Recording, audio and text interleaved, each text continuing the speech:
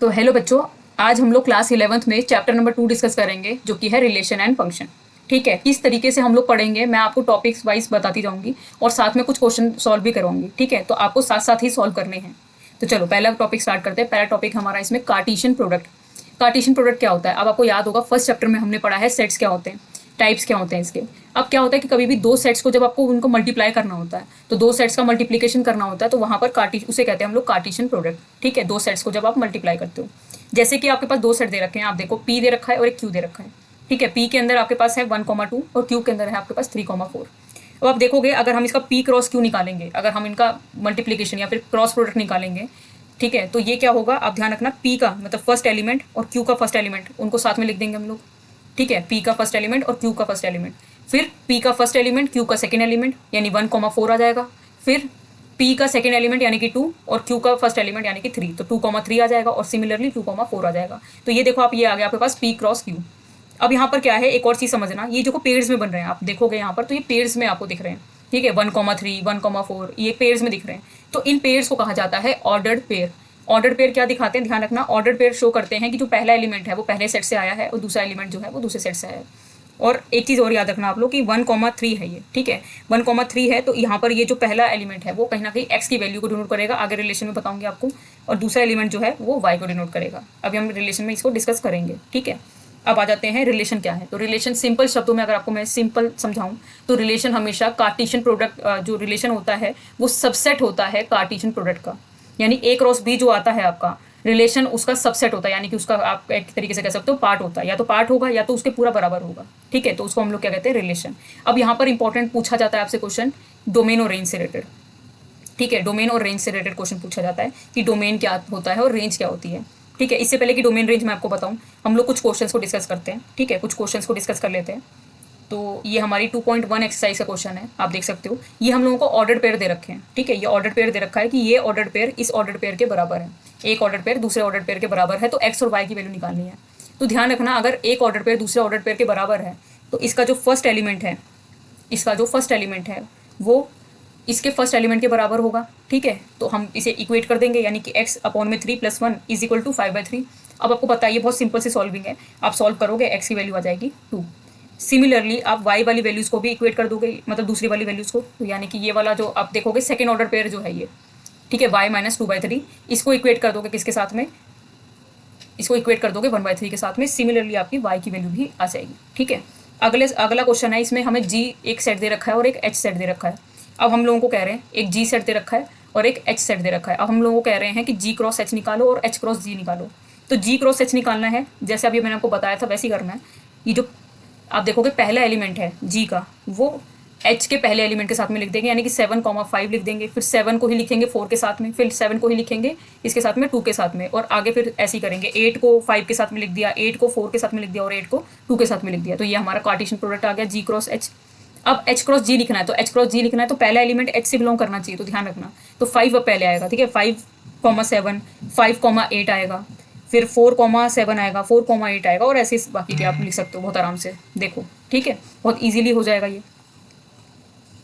एक और क्वेश्चन है, ये बहुत अच्छा क्वेश्चन है, यहाँ पर थोड़ा सा सेट भी यूज़ होगा, ज़्यादा कुछ ऐसा दिक्कत वाली चीज़ नहीं है। यहाँ आपको ए सेट दे रखा है, बी दे रखा है, सी दे रखा है और डी दे रखा है। हमें कह रहे हैं वेरीफाई करो कि जो A cross B intersection C है वो इक्वल होगा A cross B intersection A cross C के। ठीक है, LHS RHS करके करेंगे, तो LHS लिया हमने। LHS में सबसे पहले देखो, पूरी चीज़ निकालने से पहले आपको बी इंटरसेक्शन सी निकालना पड़ेगा। तो ये रहा आपका बी सेट, ये रहा आपका सी सेट, आपके पास बी भी है सी भी है। अब आपके पास ध्यान से देखो, इनमें से बता दो क्या कॉमन आ रहा है। देख लो, इनमें कुछ कॉमन आपको दिख रहा है, देखो बी के अंदर 1 2 3 4 है, सी के अंदर 5 6 है, कुछ कॉमन नहीं आ रहा। कुछ कॉमन नहीं आता तो हम 5 लिख देते हैं। ठीक है, 5 लिख दिया। अब क्या करना है, इस 5 का एक, ये जो आपका 5 आया है इसका एक के साथ में हमें क्रॉस निकालना है। तो अगर हम किसी 5 का एक के साथ में क्रॉस निकाला भी तब भी क्या आ जाएगा, 5 आ जाएगा, कोई फर्क नहीं पड़ता, क्योंकि वो नल सेट है, यानी उसके अंदर कोई एलिमेंट ही नहीं है। दूसरी तरफ RHS पे आते हैं, RHS में पहले आपको ए क्रॉस बी निकालना है, तो ए क्रॉस बी निकालना आपको समझ में आ गया कैसे निकालना है। ए क्रॉस सी भी निकालना है आपको। फिर आपको देखना है इनमें दोनों में क्या कॉमन आ रहा है, तो अगर आप देखोगे तो कुछ कॉमन आता हुआ आपको दिखाई नहीं देगा इसमें। देखो कुछ कॉमन आपको एलिमेंट नहीं दिखेंगे इसके अंदर, देखो इसके अंदर कुछ कॉमन आ रहा है और कुछ कॉमन नहीं आ रहा, तो आप लिख दोगे यहाँ पर भी ये क्या आ गया, 5 आ गया। ठीक है, तो यहाँ पर भी ये क्या आ जाएगा, 5 के बराबर आ जाएगा। तो इसलिए आप कह सकते हो कि जो LHS है वो बराबर हो जाएगा इसके RHS के। ठीक है, रिलेशन मैंने आपको बताया था, रिलेशन का मतलब है Cartesian product A cross B का। अब रिलेशन में आता है डोमेन और रेंज निकालने को। तो डोमेन का मतलब क्या होता है, पहले एलिमेंट ऑर्डर्ड पेयर में किसी भी ऑर्डर्ड पेयर में, जैसे x, y कोई भी ऑर्डर्ड पेयर है, यहाँ पर जैसे मान लेते हैं 1, 2 एक ऑर्डर्ड पेयर है। तो देखो इसमें जो पहला एलिमेंट है वो डोमेन कहलाएगा और जो दूसरा एलिमेंट है वो रेंज कहलाएगी। यानी कि जो 1 है वो आपका कहीं ना कहीं डोमेन कहलाएगा और जो 2 है वो आपका रेंज कहलाएगा। ठीक है, तो बस इतना याद रखना आप। और कोडोमेन क्या होता है, कोडोमेन में क्या आता है कि जो बी सेट है, ठीक है, अब देखो रिलेशन हमेशा ए से बी या किसी भी, या ए से ए का भी हो सकता है रिलेशन, जो है ए से बी का भी हो सकता है और ए टू ए भी रिलेशन हो सकता है। तो यहाँ पर जो भी सेकंड वाला सेट है, यहाँ पर जो भी सेकंड वाला जो सेट होगा, ठीक है, सेकंड वाला जो सेट होगा वही आपका क्या कहलाएगा, कोडोमेन। ठीक है, ये याद रखना आप। चलो अब हम आ जाते हैं एक्सरसाइज 2.2 पे आ जाते हैं। एक्सरसाइज 2.2 में देखो ए सेट दे रखा है आपको, इसके अंदर 1, 2, 3 से लेके 14 तक एलिमेंट्स हैं। हमारा जो रिलेशन है वो ए का ए के साथ में ही रिलेशन है, अभी मैंने बताया था आपको ए का ए के साथ में रिलेशन है और रिलेशन दे रखा है ये, रिलेशन में ये गिवन है। ठीक है, एक इक्वेशन गिवन है और यहाँ पर कह रहे हैं कि डोमेन निकालो, कोडोमेन निकालो और रेंज निकालो। पहले तो इक्वेशन लिख लिया आपने, पहले आपने इक्वेशन लिख ली, इक्वेशन को थोड़ा सा सिंपलेस्ट लिखा तो -y को उधर भेज दिया तो इज इक्वल टू, ठीक है, -y को उधर भेज दिया तो इज इक्वल टू y हो गया। अब आप क्या करोगे, x की वैल्यू पुट करोगे। कैसे पुट करनी है, हमारा जो a सेट है उसी से हमें x की वैल्यू पुट करनी है। जैसे 1 पुट करा तो y की वैल्यू 3 आ गई, 2 पुट करा y की वैल्यू 6 आ गई, 3 पुट करा y की वैल्यू 9 आ गई, 4 पुट करा y की वैल्यू 12 आ गई और 5 जब पुट करा तो y की वैल्यू आ गई 15। तो ध्यान रखना हमारे सेट के अंदर 14 एलिमेंट है तो 15 तो आ ही नहीं सकता ना, तो 15 वाला या इसके आगे वालों को आप काउंट ही नहीं करोगे क्योंकि आपके सेट के अंदर एलिमेंट ही 14 है, तो 15 वाला तो आ ही नहीं सकता और उससे बड़े भी नहीं आ सकते। तो इसलिए हमने इस पर क्रॉस मारा हुआ कि इसको काउंट नहीं करेंगे। अब हमारे जो रिलेशन है उसको रोस्टर फॉर्म में लिखेंगे हम, तो ऐसे लिखेंगे ना, देखो 1 और 3, देखो 1 और 3 वैल्यू आई थी तो 1,3, 2,6, 3,9 और 4,12।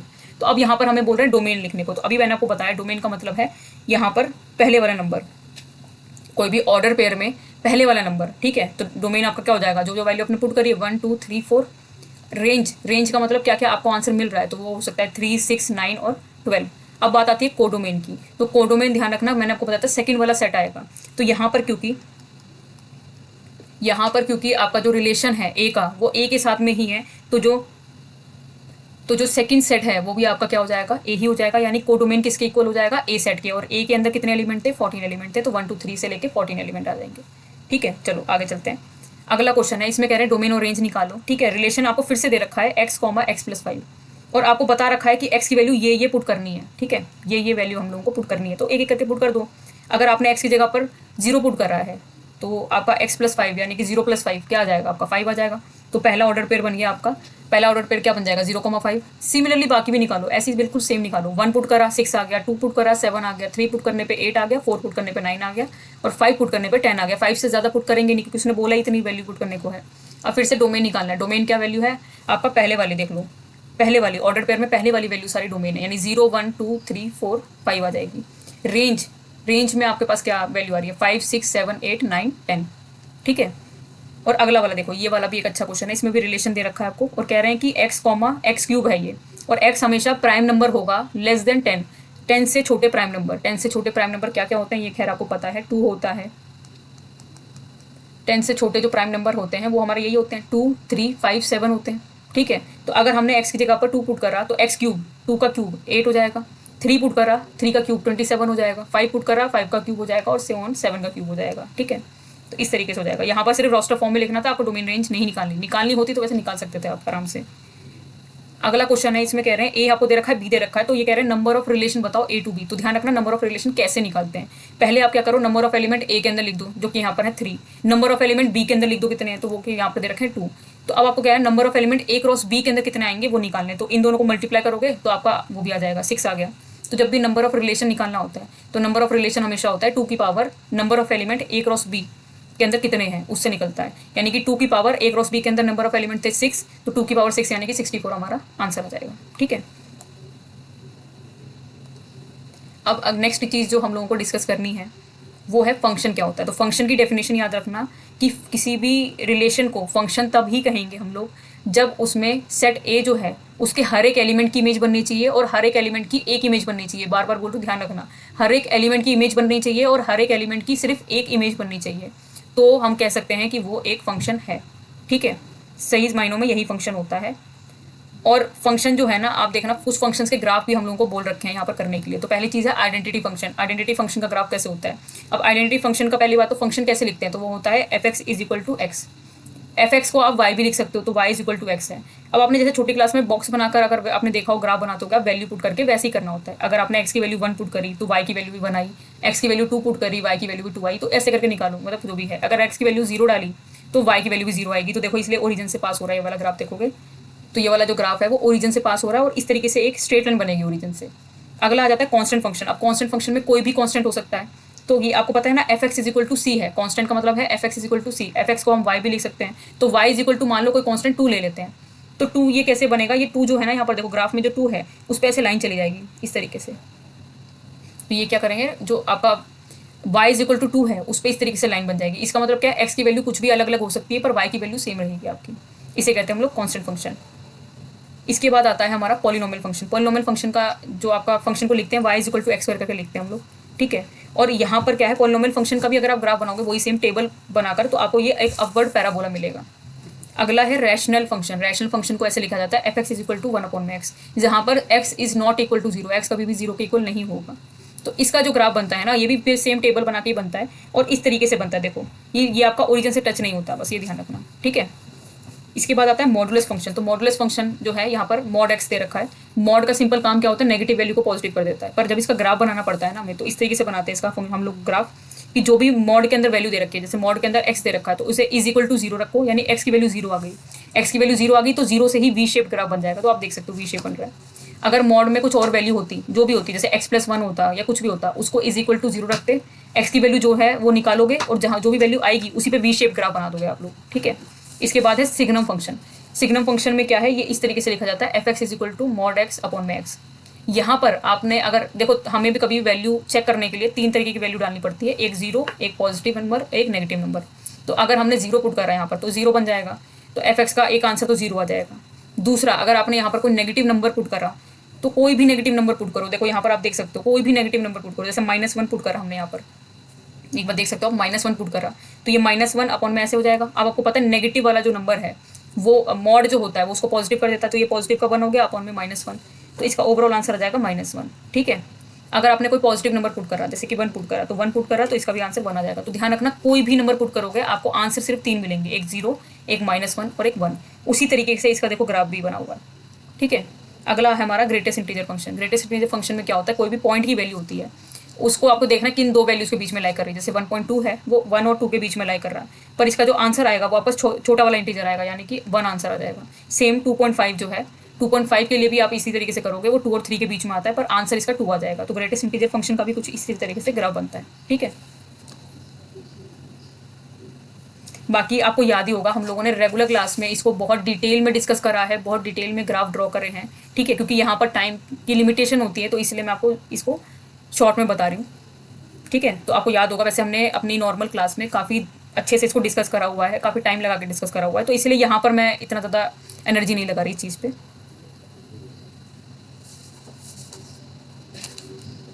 ठीक है। तो आप लोग ध्यान रखना। तो मेरे मतलब मैं पूरी उम्मीद करती हूँ कि आपको ये समझ में आया होगा। अब करते हैं एक्सरसाइज 2.3। 2.3 में देखो हम लोगों को कह रहे हैं कि कौन सा रिलेशन इनमें से फंक्शन है, ठीक है। थोड़ा सा एरो डायग्राम से भी आप समझना। मैंने आपको बताया था कि कभी भी फंक्शन कब कहलाएगा, फंक्शन कब होगा, जब आपका जो ए सेट है, जो आपका ए सेट है उसके सारे एलिमेंट्स की इमेज बनेगी। इमेज बनने का मतलब ये एरो जाएगा, ठीक है। इमेज बनेगी, सारे एलिमेंट्स की इमेज बनेगी और सारे एलिमेंट्स की एक इमेज बनेगी। जैसे कि आपके सामने मैंने एक एरो डायग्राम बना रखा है, ये एक फंक्शन है। यहाँ पर देखोगे आप तो ये सारे एलिमेंट्स की इमेज बन रही है, यानी कि 1 2 3 4 सबकी इमेज बन रही है और सबकी एक ही इमेज बन रही है, तो ये एक फंक्शन है। दूसरी तरफ अगर आप यहाँ वाला एक एरो डायग्राम देखो, ये वाला, दूसरी तरफ अगर आप ये वाला एरो डायग्राम देखो तो इसमें देखोगे ना आप, तो 1 की इमेज ए भी बन रही है, 1 की इमेज बी भी बन रही है, तो ये आपका फंक्शन नहीं कहलाएगा क्योंकि एक एलिमेंट की 2 इमेज बन रही है इसीलिए, ठीक है। तो ये फंक्शन नहीं है। अब देखो ये वाला क्वेश्चन भी इसी तरीके से है। यहाँ पर क्या है, पहला पार्ट में दे रखा है 2,1 5,1 8,1 ऐसे करके दे रखा है। तो अगर हमने एरो डायग्राम में बनाया इसको, अगर हम इसको एरो डायग्राम में बनाएंगे तो इसी तरीके से बनेगा। अगर हम लोग इसको एरो डायग्राम में बनाएंगे तो ऐसे ही बनेगा। देखो अब देखो 2 की इमेज 1 बन रही है, 5 की इमेज 1 बन रही है, इस तरीके से सबकी इमेज 1 बन रही है। देखो ध्यान से देखो, क्या सारे एलिमेंट्स जो ए के अंदर हैं उनकी इमेज बन रही है? तो बिल्कुल बन रही है। क्या सबकी एक इमेज ही बन रही है ना? तो बिल्कुल बन रही है। यानी कि ये जो फर्स्ट वाला है ये आपका जो रिलेशन है ये एक फंक्शन है। तो हम यहाँ लिख देंगे कि सारे एलिमेंट जो डोमेन के अंदर है उनकी यूनिक इमेज बन रही है, इसलिए जो ये रिलेशन है वो एक फंक्शन है। अब डोमेन लिखना है तो डोमेन की वैल्यू क्या हो जाएगी, यहाँ वाली वैल्यू जो हो जाएंगी ये ए सेट वाली वो आपकी डोमेन हो जाएगा। तो डोमेन क्या हो जाएगा 2 5 8 11 14 17, रेंज क्या हो जाएगी, क्या आंसर मिला आपको, इस पे एरो जा रहे हैं, वो आपका है 1। ठीक है, अब ये इसका सेकंड पार्ट है। देखो सेकंड पार्ट ये है। अब सेकंड पार्ट को आप लोग मुझे बताओगे कि ये एक रिलेशन, ये एक फंक्शन है या नहीं है, ये आप मुझे कमेंट में बताओगे। ठीक है, आप सब मुझे बताओगे, आप सबका आंसर आना चाहिए बेटा। ठीक है, बताना मुझे, कमेंट करके बताना मुझे। ये थर्ड वाले को देखो, थर्ड वाले में क्या है कि ये दे रखा था 1,3, 1,5 और 2,5। ठीक है, थर्ड वाले में दे रखा है 1,3, 1,5 और 2,5 दे रखा है। अब ध्यान से देखो, 1 जो है 1 की इमेज 3 के साथ भी बन रही है और 1 की इमेज 5 के साथ भी बन रही है। एक ही एलिमेंट की 2 इमेजेस बन रही है। तो मैंने आपको बताया था कि एक ही एलिमेंट देखो ना, 1 की इमेज 3 के साथ बन रही है और 1 की इमेज ही 5 के साथ बन रही है। तो मैंने आपको बताया था एक एलिमेंट की 2 इमेजेस नहीं बन सकती, इसीलिए ये जो रिलेशन है ये एक फंक्शन नहीं है। तो आप यहाँ पर ये हमने रीज़न भी लिख दिया है। ठीक है, तो आप इसको लिख लेना। अगला जो क्वेश्चन है हमारा वो ये है, ये काफ़ी इंपॉर्टेंट क्वेश्चन है, ध्यान रखना। क्वेश्चन नंबर 2 है, ये बहुत इंपॉर्टेंट है। पहले में हमने रखा है माइनस का मॉड एक्स। ठीक है, अब एक चीज़ याद रखना आपकी, मॉड की कंडीशन क्या होती है। मॉड की कंडीशन ये होती है कि जो मॉडुलस में जो भी फंक्शन होता है वो मोर देन इक्वल टू 0 होता है, क्योंकि मॉडुलस हमेशा आंसर में पॉजिटिव ही देता है। ठीक है, अब एक बात बताओ, क्या मॉड के अंदर कोई भी एक्स की वैल्यू पुट करने के लिए कोई रिस्ट्रिक्शन होती है? तो कोई रिस्ट्रिक्शन नहीं होती, इसीलिए हम कहेंगे कि जो डोमेन है इसका, जो इसका डोमेन है वो आर होगा। ठीक है, बाकी रेंज निकालने के लिए हम लोग कंडीशन का यूज़ कर रहे हैं, तो कंडीशन हमने लिखी। अब आपको पता है हमारा जो क्वेश्चन है वो मॉड एक्स नहीं है, हमारा क्वेश्चन है minus mod x. Minus mod x का मतलब क्या है, माइनस से दोनों तरफ मल्टीप्लाई कर दिया। माइनस से अगर आप दोनों तरफ मल्टीप्लाई करते हो ना, तो ध्यान रखना इनइक्वालिटी जो होता है ना वो रिवर्स हो जाती है। जैसे यहाँ पर देखोगे तो इनइक्वालिटी इधर की तरफ है, जब आपने नेगेटिव नंबर से मल्टीप्लाई करा तो इनइक्वालिटी इस साइड हो जाएगी। ठीक है, रिवर्स हो जाती है, बस इतना याद रखना। अब ये हमारा जो है ये बन जाएगा एफ ऑफ एक्स, यानी फंक्शन बन गया। यानी कि फंक्शन जो है हमारा वो लेस देन इक्वल टू 0 आएगा, यानी कि 0 के से छोटा भी आएगा और 0 के बराबर आएगा। तो हम इसको इस तरीके से लिख सकते हैं कि माइनस इन्फिनिटी कॉमा 0, क्योंकि 0 पे इक्वल भी है तो 0 इंक्लूडेड है, तो ये वाला ब्रैकेट बन गया। बाकी इन्फिनिटी पे ओपन ब्रैकेट बनेगा। ठीक है, अब सेकंड वाला देखो, सेकंड वाले में है √9 - x²। इसको एफ एक्स है तो उसको हम वाई लेट कर सकते हैं। और ये ध्यान रखना, ये आपका अंडर वाले की कंडीशन है, ये वाली जो है, ये जो लिखी हुई है ना, ये आपकी अंडर वाले की कंडीशन है। ठीक है, कोई भी अंडर का क्वेश्चन है उसको इसी कंडीशन के अंदर आपको पुट करना होता है। अब यहाँ पर देखो 9 है, 9 को हम लिख सकते हैं 3 का स्क्वायर माइनस एक्स का square more than equal to 0, और a² - b² फॉर्मूला लगाओगे तो a + b a - b बन जाएगा। ठीक है, मोर देन इक्वल टू 0। फिर आप इनको इंडिविजुअली अलग अलग सॉल्व करोगे, तो सॉल्व करके आप देखोगे यहाँ पर एक आ रहा है कि x की वैल्यू जो है वो मोर देन इक्वल टू -3 आ रहा है, और एक वैल्यू आ रही है x की वैल्यू 3 के बराबर है और 3 से छोटी है। तो हम कह सकते हैं कि जो हमारा डोमेन आ रहा है वो डोमेन आ रहा है -3 to 3। ठीक है, अब डोमेन ये आ रहा है तो ध्यान रखना रेंज की वैल्यू क्या है, यानी आंसर क्या मिलेगा। आपको पता है रूट में कभी भी माइनस का तो आंसर मिलेगा नहीं, यानी -3 -2 -1 तो आपको वैसे भी नहीं मिलने वाला। तो उनको हटा देंगे तो क्या रह गया, 0 से लेकर 3, तो हमारी रेंज क्या आ जाएगी 0 to 3। ठीक है, तो हमारी रेंज आ गई 0 to 3। अब मिसलेनियस का भी एक अच्छा ये वाला क्वेश्चन है, तो ये वाला और बता देती हूँ मैं आपको। इसमें डोमेन निकालना है, और ये जो फंक्शन है ना ये आपका रैशनल फंक्शन है। ठीक है, रैशनल फंक्शन है ये। जब भी इस तरीके से क्वेश्चन आएंगे ना तो आप ध्यान रखना, देखो दोनों में ऊपर नीचे इक्वेशन मतलब हमें दे रखा है, x² करके दे रखी है इक्वेशन। आपको क्या करना है, सिर्फ डिनोमिनेटर को सॉल्व करना है, क्योंकि इसका जो डोमेन है वो सिर्फ डिपेंड करता है डिनोमिनेटर पे, ना कि न्यूमरेटर पे। तो डिनोमिनेटर के अगर हमने इसको सॉल्व करा तो यहाँ पर जो ब्रैकेट बनेंगे वो बनेंगे x - 6 x - 2। ठीक है, ये बन गए। अब x - 6 x - 2 है। अब आपको ये सोचना है, ये आपको वैसे पता होगा कि कभी भी यहाँ पर कभी भी रैशनल फंक्शन में q is not equal to 0, यानी 0 नहीं बनना चाहिए, बाकी कुछ भी बन जाए वैल्यू पर 0 नहीं बननी चाहिए। अब आपको ये सोचना है कि यहाँ पर हम नंबर बहुत सारे पुट कर सकते हैं, पर कौन से नंबर पुट नहीं कर सकते। तो एक बात बताओ, अगर आपने x की जगह पर 6 पुट करा, अगर आपने x की जगह पर 6 पुट करा तो ये वाला ब्रैकेट 0 बन जाएगा। अगर आपने x की जगह पर 2 पुट करा, अगर आपने 2 पुट करा तो ये वाला ब्रैकेट 0 बन जाएगा। ठीक है, तो ये दोनों ब्रैकेट 0 बन जाएंगे। तो इसलिए हम लिखेंगे कि हम इसके अंदर सारे नंबर पुट कर सकते हैं, सारे रैशनल नंबर पुट हो सकते हैं, सिर्फ 2 नंबर पुट नहीं हो सकते। तो इसलिए रैशनल नंबर -2 नंबर कौन से पुट नहीं हो सकते, 2 नहीं हो सकता और 6 नहीं हो सकता। तो बस यही करना है। ठीक है, तो ये हमारे कुछ क्वेश्चंस हैं, अच्छे खासे क्वेश्चन हैं, इनको आप प्रैक्टिस करो। ठीक है।